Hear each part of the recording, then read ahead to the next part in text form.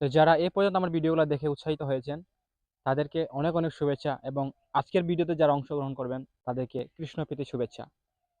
তো আজকের যে topic, without late let get started. তো আজকে যাচ্ছি আমি বড়মশাল, আর সেটার কারণ হচ্ছে আমার দাদি খুব অসুস্থ। তো সেটা দেখা হচ্ছে সেই ভিডিওতে।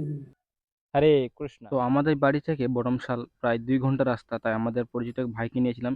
পরে সিএনজিতে করে আমরা রওনা দিলাম বড়মশালের উদ্দেশ্যে। আর আমরা যাচ্ছি, বাইরে খুব ঠান্ডা। এটা হচ্ছে বড়মশালের ট্রেন স্টেশন। ছোটোর সময় অনেকবার গিয়েছি।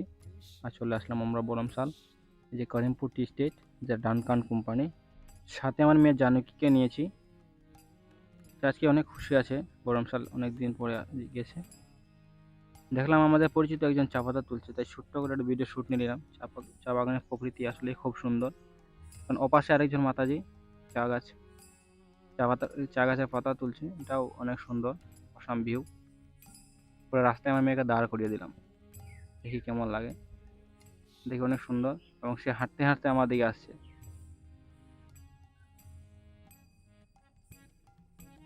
চলে আসলাম আমরা বরমশালে গেটে, এখন ঢুকেছি। সাথে সিএনজি আমাদের পিছনে দেখা যাচ্ছে। আমার সাথে আমার বাবা, সবাইকে সাথে নিয়ে গেছিলাম। বাজারে কিছু বিস্কুট টিস্কুট কিনলাম। যার বাড়িতে যাচ্ছি অনেক ছোটো ছোটো বাচ্চা আছে। এটা বরমশালের সেই ট্রেন স্টেশনের ইয়েটা। বরমশালের রাস্তাটা আসলে খুব সুন্দর, দুই পাশে চা বাগান, মধ্যে এখানে রোড।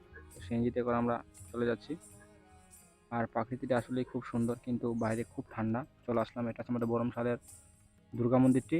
সেই ছোটোকাল থেকে আমি গিয়েছি সেখানে। হাঁটতে হাঁটতে চলে গেলাম দাদির বাসায়। আর গিয়ে দেখলাম দাদি তো বিছানায়, খুব অসুস্থ। পরে অনেক সময় পাশে বসলাম দাদির কাছে, এবং আমাকে চিনতে পেরেছে। তার কোনো কিছু খেয়াল নেই, তবে আমাকে চিনতে পেরেছে। পরে সারদা, আমার ওয়াইফ, অনেক সময় শিল প্রভুপাদের এজ ইট ইজ গীতা পাঠ করে শোনালো। শেষমেশ আমরা রাত্রে রওনা দিলাম 8টার দিকে। খুব ঠান্ডা, এবং ভগবানের অশেষ কৃপায় চলে আসলাম। এরকম রেগুলার ভিডিও পেতে আমাকে অবশ্যই সাপোর্ট করবেন, এবং যেন আমি রেগুলার ভিডিও দিতে পারি। হরে কৃষ্ণ।